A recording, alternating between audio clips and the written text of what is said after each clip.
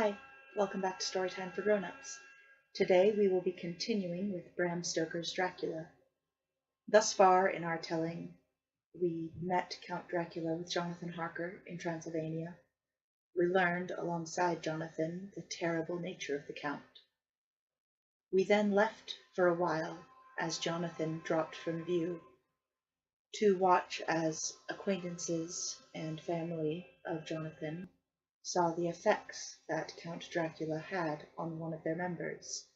Unfortunately, they did not realize that this was the effect of a vampire until it was too late, and Lucy Westenra, betrothed to Arthur, loved by Dr. Seward and Quincy Morris, and best friend of Mina Harker, fell ill and died. After death she rose as undead, and it was up to those who loved her to put her soul to final rest, and then to seek out the one who had harmed her, and finally rid the earth of him. In the course of this, they found that a patient of Dr. Seward's, a Renfield, was in fact in league with the Count. They also found that Mina had become a target for the Count, and this again they found slightly too late, as they saw her feeding from him in a sight that would sear itself onto the memories of all of them. Since that time they have searched out his hiding places in London and made those places impassable by use of the communion wafer. Dracula then retreated, boarding a ship and going back towards Transylvania. They laid a trap for him and attempted to catch him en route, but were stymied by his clutch in Mina's mind. They have since figured that he has lessened his grip over her as he attempts to separate himself fully from their eyes. Dr. von Helsing, a friend of Dr. Seward's, believes that they will still be able to peer into Dracula's innermost thoughts in his time of weakness, the sunrise and sunset. But they have not yet attempted it since his grasp has lessened, and that is where we will begin. Chapter 26. Dr. Seward's Diary. 29 October. This written in the train from Varna to Glatz. Last night we all assembled a little before the time of sunset. Each of us had done his work as well as he could. So far as thought and endeavor and opportunity go, we are prepared for the whole of our journey, and for our work when we get to Galatz. When the usual time came round, Mrs. Harker prepared herself for her hypnotic effort, and after a longer and more serious effort on the part of von Helsing than has been usually necessary, she sank into the trance. Usually she speaks on a hint, but this time the professor had to ask her questions, and to ask them pretty resolutely, before we could learn anything. At last her answer came. I can see nothing. We are still. There are no waves lapping, but only a steady swirl of water, softly running against the hawser. I can hear men's voices calling near and far, and the roll and creak of oars in the rowlocks. A gun is fired somewhere. The echo of it seems far away.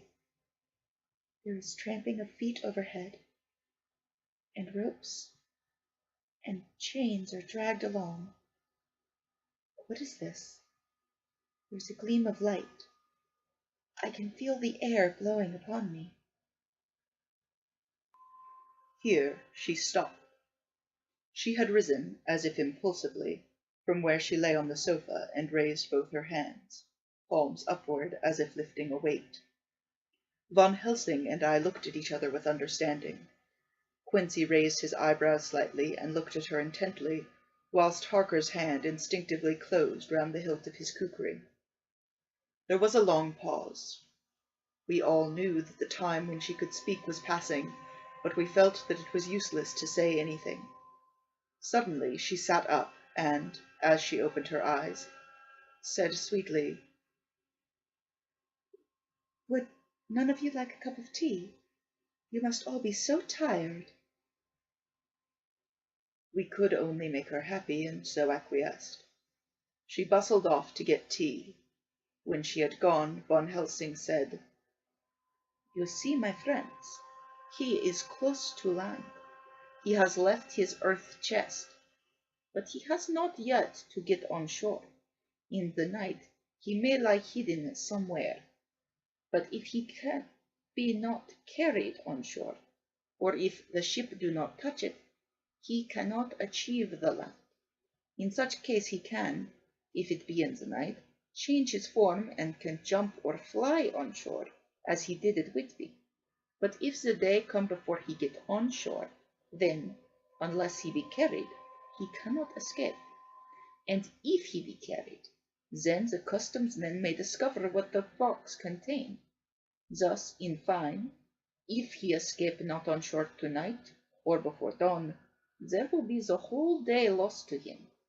We may then arrive in time, for if he escape not at night, we shall come on him in daytime, boxed up and at our mercy. For he dare not be his true self, awake and visible, lest he be discovered." There was no more to be said. We waited in patience until the dawn, at which time we might learn more from Mrs. Harker.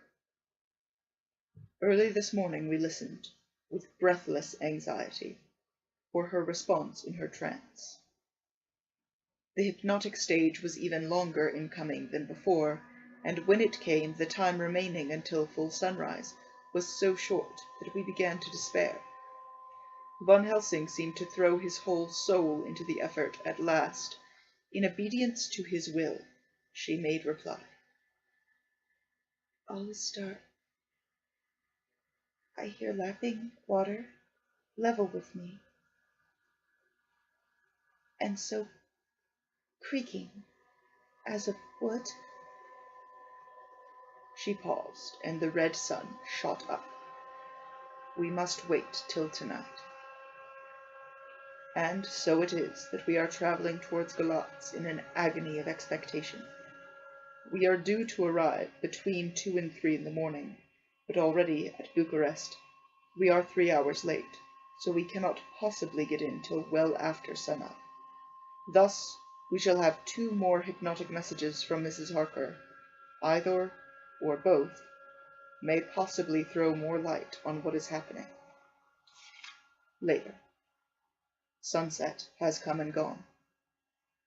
Fortunately, it came at a time when there was no distraction, for had it occurred whilst we were at a station, we might not have secured the necessary calm and isolation.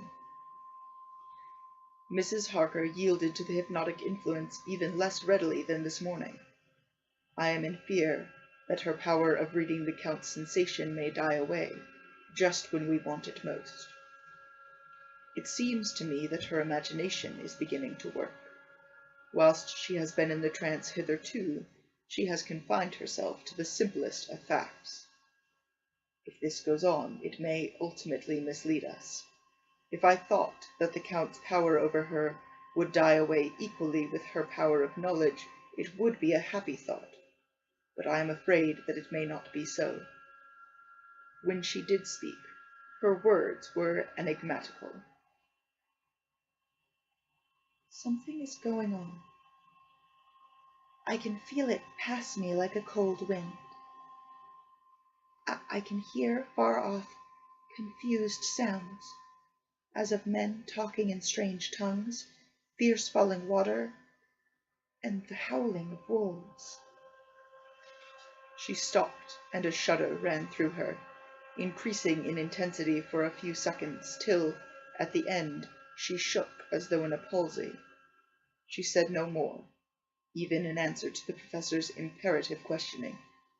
When she woke from the trance, she was cold, and exhausted, and languid. But her mind was all alert. She could not remember anything, but asked what she had said. When she was told, she pondered over it deeply for a long time, and in silence. 30th October, 7 a.m. We are near Galatz now, and I may not have time to write later. Sunrise this morning was anxiously looked for by us all. Knowing of the increasing difficulty of procuring the hypnotic trance, Von Helsing began his passes earlier than usual. They produced no effect, however, until the regular time, when she yielded with a still greater difficulty, only a minute before the sun rose. The professor lost no time in his questioning. Her answer came with equal quickness. All is dark. I hear water swirling by, level with my ears, and the creaking of wood on wood. Cattle low far off. There is another sound, a queer one, like... She stopped, and grew white, and whiter still. Go on, speak, I command you, said Von Helsing in an agonized voice. At the same time there was despair in his eyes, for the risen sun was reddening even Mrs. Harker's pale face. She opened her eyes, and we all started as she said, sweetly and seemingly with the utmost unconcern, "Oh, Professor, why ask me to do what you know I can't? I don't remember anything." Then, seeing the look of amazement on our faces, she said, turning from one to the other with a troubled look, "What have I said? What have I done? I know nothing, only that I was lying here, half asleep, and heard you say, 'Go on, speak, I command you.' It seems so funny to hear you order me about, as if I were a bad child." "Oh, Madam Mina," he said sadly, "it is proof, if proof be needed, of how I love and honor you, when a word for your good, spoken more earnest than ever, can seem so strange, because it is to order her whom I am proud to obey. The whistles are sounding. We are nearing Galatz. We are on fire with anxiety and eagerness." Mina Harker's Journal. 30th October. Mr. Morris took me to the hotel where our rooms had been ordered by telegraph, he being the one who could best be spared, since he does not speak any foreign language. The forces were distributed much as they had been at Varna, except that Lord Godalming went to the vice-consul, as his rank might serve as an immediate guarantee of some sort to the official, we being in extreme hurry. Jonathan and the 2 doctors went to the shipping agent to learn particulars of the arrival of the Tsarina Catherine. Later, Lord Godalming has returned, the consul is away, and the vice-consul sick, so the routine work has been attended to by a clerk. He was very obliging, and offered to do anything in his power. Jonathan Harker's Journal, 30th October. At 9 o'clock, Dr. Van Helsing, Dr. Seward, and I called on Messrs. Mackenzie and Steinkopf, the agents of the London firm of Hapgood. They had received a wire from London, in answer to Lord Godalming's telegraphed request, asking them to show us any civility in their power. They were more than kind and courteous, and took us at once on board the Tsarina Catherine, which lay at anchor out in the river harbour. There we saw the captain, Donaldson by name, who told us of his voyage. He said that in all his life he had never had so favourable a run. "Man," he said, "but it made us afeard, for we expected it that she should have to pay for it with some rare piece of ill luck, so as to keep up the average. It's no canny to run frae out London to the Black Sea with a wind ant ye, as though the devil himself were blowing on your sail for his ain purpose. And at the time we could no speir a thing. Gin we were nigh a ship, nor a port or a headland, a fog fell on us and we travelled with us, till when, after the lifting, we looked out, the deil a thing could we see. We ran by Gibraltar without being able to signal, until we came to the Dardanelles, and had to wait to get our permit to pass. We never were within ale of aught. At first I inclined to slack off sail and beat about till the wind was lifted, but whiles I thought that if the devil was minded to get us into the Black Sea quick, He was like to do it whether we would or no. If we had a quick voyage, it would be to no our miscredit with the owners, or no hurt to our traffic, and the old mon who had served his own purpose would be decently grateful to us for no hindering him. This mixture of simplicity and cunning, of superstition and commercial reasoning, aroused Van Helsing, who said, "Mein friend, that devil is more clever than he is thought by some, and he know when he meet his match." The skipper was not displeased with the compliment, and went on, "When we got past the Bosphorus and men began to grumble, some of them, the Romanians, came and asked me to heave overboard a big box which had been put on board by a queer-looking old man just before we'd started for London. I'd seen them spear at the fella, and put out their 12 fingers when they saw him to guard against the evil eye. Man, but the superstition of foreigners is perfectly ridiculous. I sent him about to business pretty quick, but as just after a fog closed in on us, I felt a wee bit as though I announced something, though I wouldn't say if it was agin the big box. Well, on we went, and as the fog didn't let up for 5 days, I just let the wind carry us, for if the Dale wanted to get somewhere, well, he would fetch it up a rate, and if he didn't, well, we'd keep a sharp look out anyhow. Sure enough, we had a fair way in deep water all the time, and 2 days ago, when the morning sun came through the fog, we found ourselves just in the river opposite Galatz. The Romanians were wild, wanted me right or wrong to take out the box and fling it in a river. I had to argue with him about it with a handspike, and when the last of him rose off the deck with his head in his hands, I had convinced him that, evil eye or no evil eye, the property and trust of my owners were better in the hands than in the river Danube. They had, mind you, taken the box on deck ready to fling in, and as it was marked Galatz via Garna, I thought I'd let it lie till we discharged in the port and get rid of it altogether. We didn't do much clearing that day, and had to remain at the necht at anchor. But in the morning, brown early, an hour before sun-up, a man came aboard with an order, written to him from England, to receive a box marked for one Count Dracula. Sure enough, manner was ready to his hand. He had papers to read, and glad I was to be rid of the damned thing, for I was beginning myself to feel uneasy at it. If the Dale did have any luggage aboard the ship, I'm thinking it was none other than the same." "What was the name of the man who took it?" asked Dr. Van Helsing, with restrained eagerness.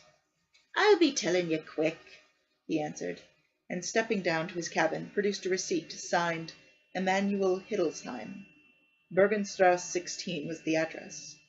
We found out that this was all the captain knew, so with thanks we came away. We found Hiddlesheim in his office, a Hebrew of rather the Adelphia theatre type, with a nose like a sheep and a fez. His arguments were pointed with speciae, we doing the punctuation, and with a little bargaining he told us what he knew. This turned out to be simple but important.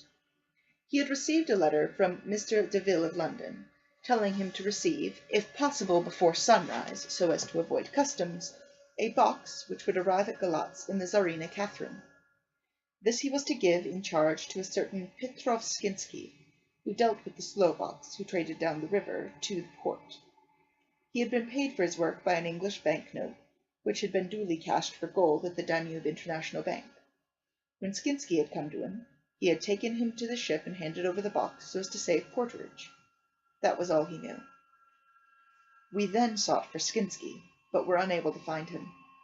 One of his neighbours, who did not seem to bear him any affection, said that he had gone away 2 days before, no one knew whither. This was corroborated by his landlord, who had received by messenger the key of the house together with the rent due in English money. This had been between 10 and 11 o'clock last night. We were at a standstill again. Whilst we were talking, one came running and breathlessly gasped out that the body of Skinsky had been found inside the wall of the churchyard of St. Peter, and that the throat had been torn open as if by some wild animal. Those we had been speaking with ran off to see the horror, and man crying out, "This is the work of a Slovak." We hurried away lest we should have been in some way drawn into the affair and so detained. As we came home, we could arrive at no definitive conclusions. We were all convinced that the box was on its way by water to somewhere, but where that might be we would have to discover. With heavy hearts we came home to the hotel to Mina. When we met together, the first thing was to consult as to taking Mina again into our confidence. Things are getting desperate, and it is at least a chance, though a hazardous one. As a preliminary step, I was released from my promise to her. Mina Harker's Journal. 30th October, evening. They were so tired and worn out and dispirited that there was nothing to be done till they had some rest. So I asked them all to lie down for half an hour, whilst I should enter everything up to the moment. I feel so grateful to the men who invented the traveller's typewriter, and to Mr. Morris for getting this one for me. I should have felt quite astray doing the work if I had to write with a pen. It is all done. Poor dear, dear Jonathan, what he must have suffered, what he must be suffering now. He lies on the sofa, hardly seeming to breathe, and his whole body appears in collapse. His brows are knit, his face is drawn with pain. Poor fellow, maybe he is thinking, and I can see his face all wrinkled up with the concentration of his thoughts. Oh, if I could only help at all. I shall do what I can. I have asked Dr. Van Helsing, and he has gotten me all the papers that I have not yet seen. Whilst they are resting, I shall go over all carefully, and perhaps I may arrive at some conclusion. I shall try to follow the professor's example, and think without prejudice on the facts before me. I do believe that under God's providence I have made a discovery. I shall get the maps and look over them. I am more than ever sure that I am right. My new conclusion is ready, so I shall get our party together and read it. They can judge it. It is well to be accurate, and every minute is precious. Mina Harker's memoranda, entered in her journal. Ground of inquiry. Count Dracula's problem is to get back to his own place. A. He must be brought back by someone. This is evident, for had he power to move himself as he wished, he could go either as man or wolf or bat or in some other way. He evidently fears discovery or interference in the state of helplessness in which he must be, confined as he is between dawn and sunset in his wooden box. B. How is he to be taken? Here a process of exclusions may help us, by road, by rail, by water. 1. By road. There are endless difficulties, especially in leaving the city. X. There are people, and people are curious, and investigate. A hint, a surmise, a doubt as to what might be in the box would destroy him. Y. There are, or there may be, customs and octroi officers to pass. Z. His pursuers might follow. This is his highest fear, and in order to prevent his being betrayed, he has repelled, so far as he can, even his victim, me. 2. By rail. There is no one in charge of the box. It would have to take its chance of being delayed, and delay would be fatal with enemies on the track. True, he might escape at night, but what would he be, if left in a strange place with no refuge that he could fly to? This is not what he intends, and he does not mean to risk it. 3. By water. Here is the safest way in one respect, but with most danger in another. On the water he is powerless except at night. Even then he can only summon fog and storm and snow and his wolves. But were he wrecked, the living water would engulf him helpless, and he would indeed be lost. He could have the vessel drive to land, but if it were unfriendly land, wherein he was not free to move, his position would still be desperate. We know from the record that he was on the water, so what we have to do is ascertain what water. The first thing is to realize exactly what he has done as yet. We may then get a light on what his later task is to be. Firstly, we must differentiate between what he did in London as part of his general plan of action and what he was pressed for moments and had to arrange as best he could. Secondly, we must see as well as we can surmise it from the facts we know of, what he has done here. As to the first, he evidently intended to arrive at Galatz, and sent envoys to Varna to deceive us, lest we should ascertain his means of exit from England. His immediate and sole purpose then was to escape. The proof of this is the letter of instructions sent to Emanuel Hiddlesheim to clear and take away the box before sunrise. There is also the instruction to Petrov Skinsky. These we must only guess at, but there must have been some letter or message, since Skinsky came to Hiddlesheim. That, so far, his plans were successful, we know. The Tsarina Catherine made a phenomenally quick journey, so much so that Captain Donaldson's suspicions were aroused, but his superstition united with his canniness played the Count's game for him, and he ran with his favouring wind through fogs and all, till he brought up blindfold at Galatz. That the Count's arrangements were well made has been proved. Hiddlesheim cleared the box, took it off, and gave it to Skinsky. Skinsky took it, and here we lose the trail. We only know that the box is somewhere on the water, moving along.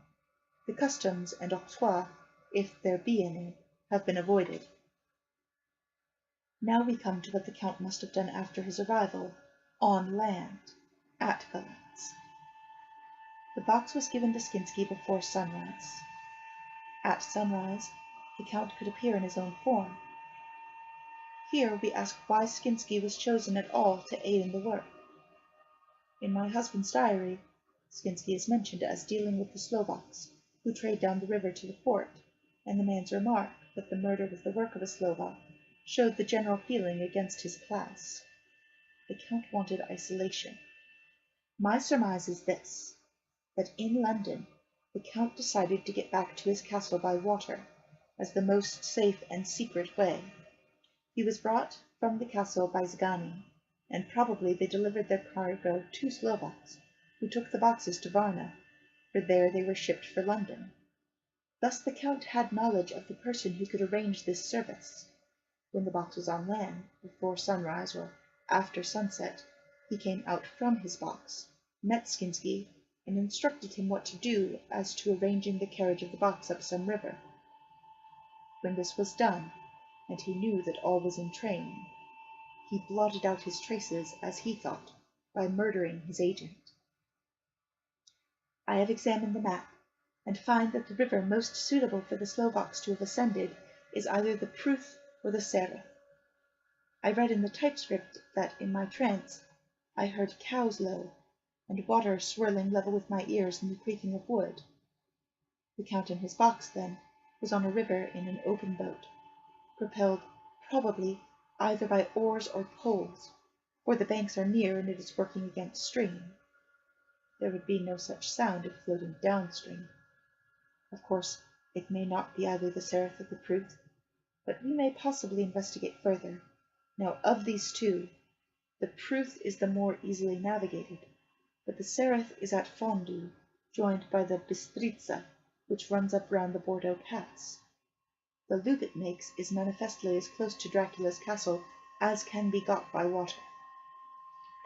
Mina Harker's journal continued.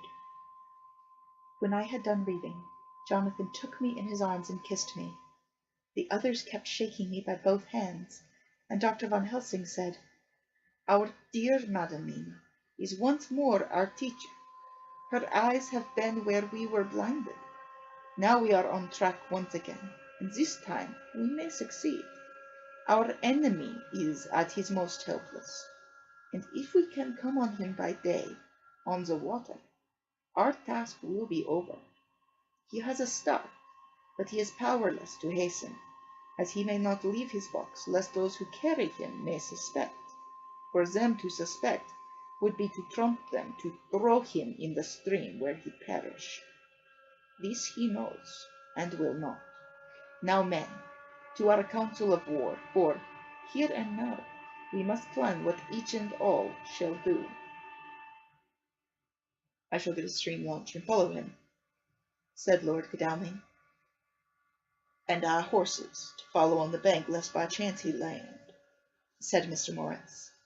"Good," said the Professor. "Both good. But neither must go alone. There must be force to overcome force if need be. The Slovak is strong and rough, and he carries rude arms.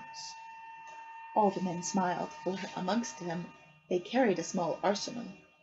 Said Mr. Morris, I've brought some Winchesters. They're pretty handy in a crowd, and there may be wolves. The Count, if you remember, took some other precautions. He made some requisitions on others that Mrs. Harker could not quite hear or understand. We must be ready at all points. Dr. Seward said, I think I had better go with Quincy. We have been accustomed to hunt together, and we two, well armed, will be a match for whatever may come along. You must not be alone, Art. It may be necessary to fight the Slovaks, and a chance thrust, for I don't suppose these fellows carry guns, would undo all our plans. There must be no chances this time. We shall not rest until the Count's head and body have been separated, and we are sure that he cannot reincarnate. He looked at Jonathan as he spoke, and Jonathan looked at me. I could see that the poor dear was torn about in his mind. Of course he wanted to be with me, but then the boat service would, most likely, be the one which would destroy the vampire. Why did I hesitate to write the word? He was silent a while, and during his silence Dr. Van Helsing spoke.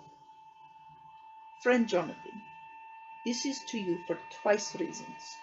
First, because you are young and brave and can fight, and all energies may be needed at the last.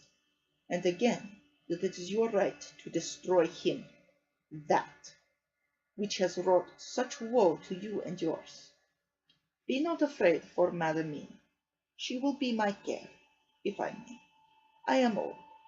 My legs are not so quick to run as once, and I am not used to ride so long, or to pursue as need be, or to fight with lethal weapon. But I can be of other service. I can fight in other way, and I can die, if need be, as well as younger men. Now let me say that what I would is this.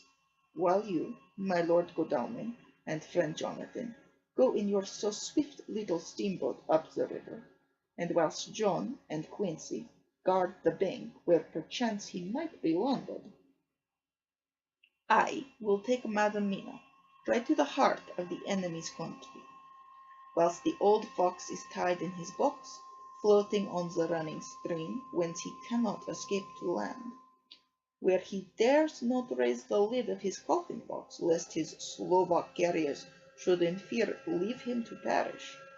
We shall go in the track where Jonathan went, from Bistritz over the Borgo, and find our way to the castle of Dracula. Here, Madam Mina's hypnotic power will surely help, and we shall find our way, all dark and unknown otherwise, after the first sunrise, when we are near that fateful place.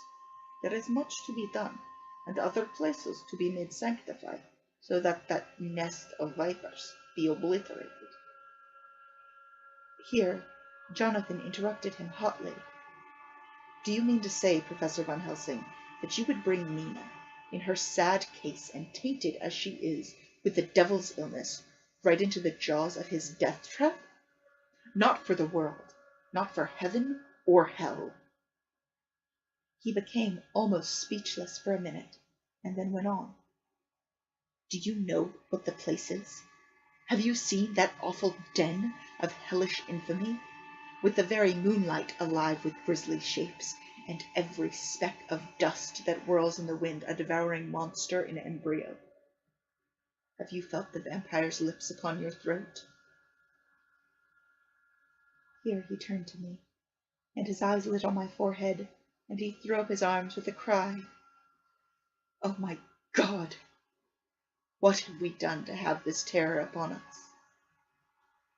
And he sank down on the sofa in a collapse of misery. The professor's voice, as he spoke in clear, sweet tones, which seemed to vibrate in the air, calmed us all. Oh, my friend, it is because I would save Madam Mina from that awful place that I would go. God forbid that I should take her into that place.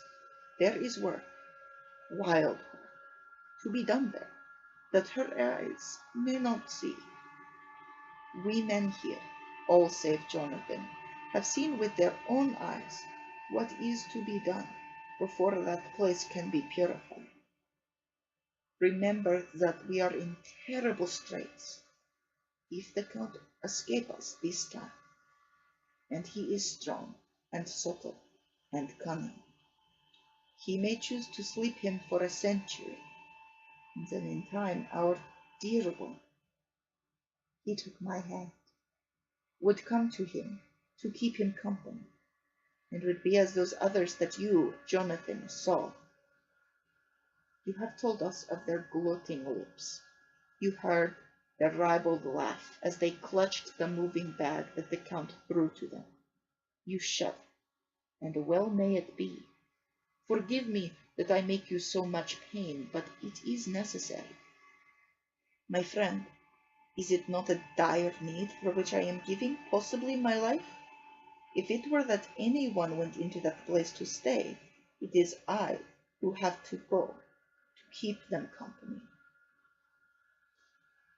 Do what you will, said Jonathan, with a sob that shook him all over. We are in the hands of God.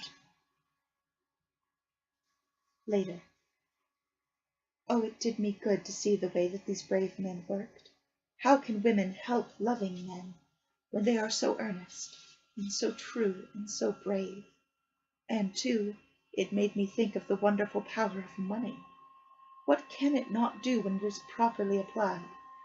And what might it do when basely used? I felt so thankful that Lord Godalming is rich, and that both he and Mr. Morris, who also has plenty of money, are willing to spend it so freely. For if they did not, our little expedition could not start, either so promptly or so well equipped, as it will within another hour. It is not 3 hours since it was arranged what part each of us was to do, and now Lord Godalming and Jonathan have a lovely steam launch, with steam up ready to start at a moment's notice. Dr. Seward and Mr. Morris have half a dozen good horses well appointed. We have all the maps and appliances of various kinds that can be had. Professor Van Helsing and I are to leave by the 11:40 train tonight for Veresti, where we will get a carriage to drive to the Borgo Pass.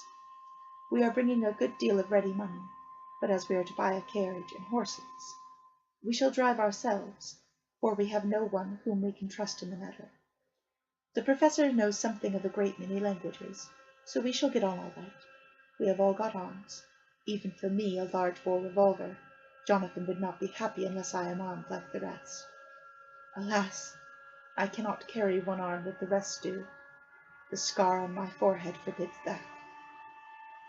Dear Dr. Van Helsing comforts me by telling me that I am fully armed as there may be wolves.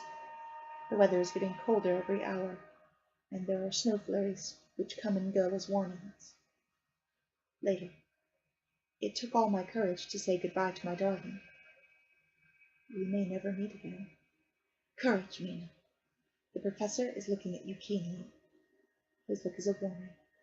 There must be no tears now, unless it may be that God will let them fall in gladness. Jonathan Harker's Journal, October 30th, night. I am writing this in the light from the furnace door of the steam launch. Lord Godalming is firing up. He's an experienced hand at the work, as he had for years a launch of his own on the Thames, and another on the Norfolk Broads. Regarding our plans, we finally decided that Mina's guess was correct, and that if any waterway was chosen for the Count's escape back to his castle, the Sereth and then the Bistritza at its junction would be the one. We took it that somewhere about the 47th degree north latitude would be the place chosen for crossing the country between the river and the Carpathians. We have no fear in running at good speed up the river at night. There's plenty of water, and the banks are wide enough apart to make steaming, even in the dark, easy enough. Lord Godalming tells me to sleep for a while, as it is enough for the present for one to be on watch. But I cannot sleep. How can I, with the terrible danger hanging over my darling, and her going out into that awful place. My only comfort is that we are in the hands of God. Only for that faith it would be easier to die than to live, and to be quit of all the trouble. Mr. Morris and Dr. Seward were off on their long ride before we started. They are to keep up the right bank, far enough off to get on higher lands where they can, to see a good stretch of the river and avoid the following of its curves. They have, for the first stages, 2 men to ride and lead their spare horses, 4 in all, so as not to incite curiosity. When they dismiss the men, which shall be shortly, they shall themselves look after the horses. It may be necessary for us to join forces.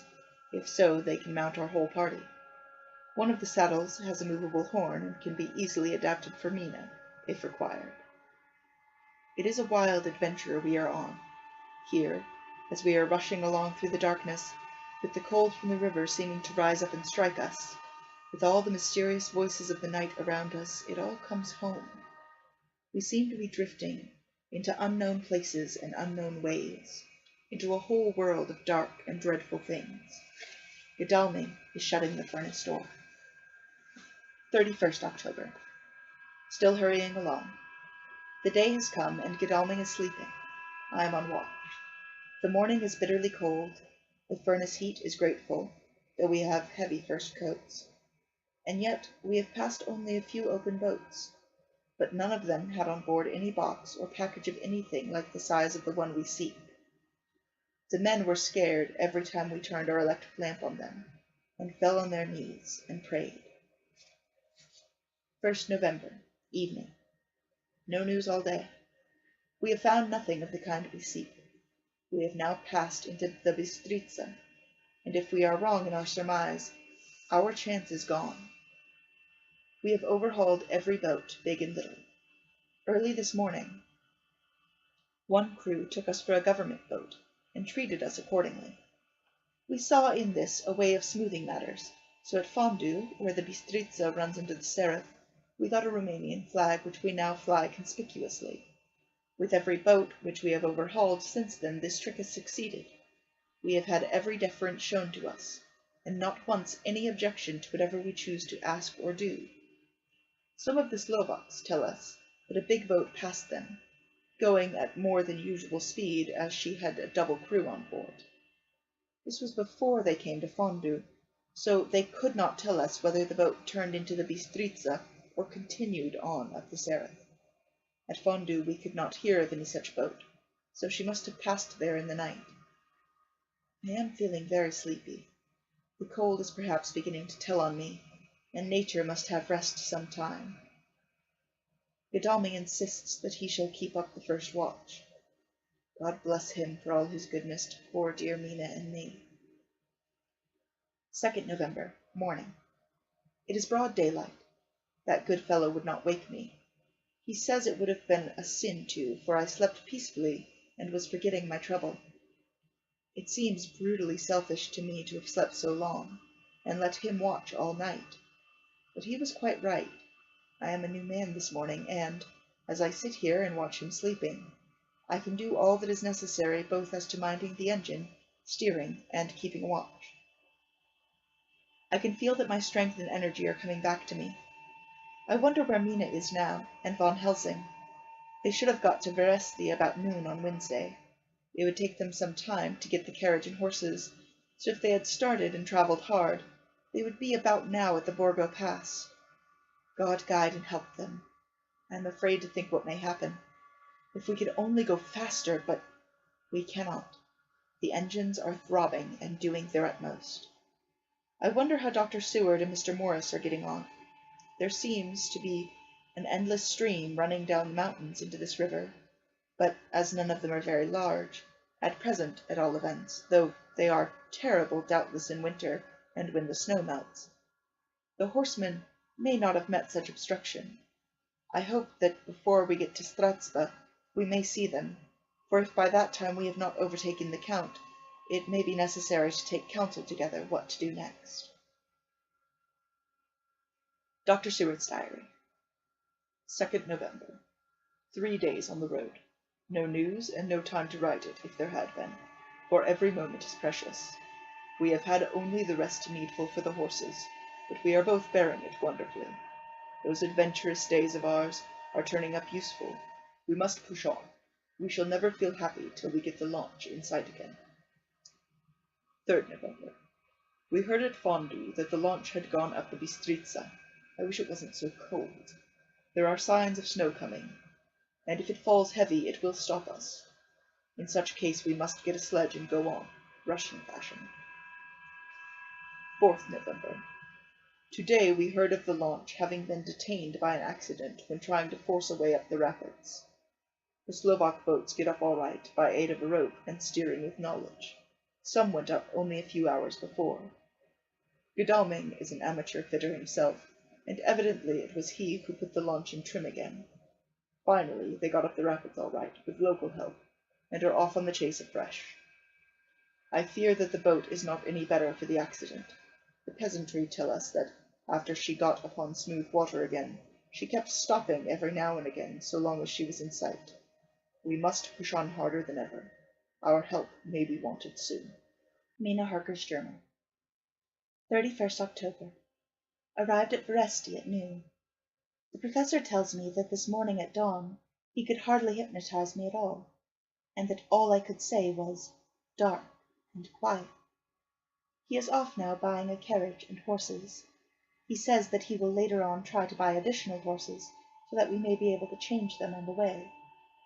We have something more than 70 miles before us. The country is lovely and most interesting. If only we were under different conditions, how delightful it would be to see it all. If Jonathan and I were driving through it alone, what pleasure it would be to stop and see people and learn something of their life, and to fill our minds and memories with all the color and picturesqueness of the whole wild, beautiful country and the quaint people, but, alas. Later. Dr. von Helsing has returned. He has got the carriage and horses. We are to have some dinner, and to start in an hour. The landlady is putting us up a huge basket of provisions. It seems enough for a company of soldiers. The professor encourages her, and whispers to me that it may be a week before we can get any good food again. He has been shopping, too, and has sent home such a wonderful lot of fur coats and wraps, and all sorts of warm things. There will not be any chance of our being cold. We shall soon be off. I am afraid to think what may happen to us. We are truly in the hands of God. He alone knows what may be, and I pray him, with all the strength of my sad and humble soul, that he will watch over my beloved husband, that whatever may happen, Jonathan may know that I loved him and honored him more than I can say, and that my latest and truest thoughts will always be for him.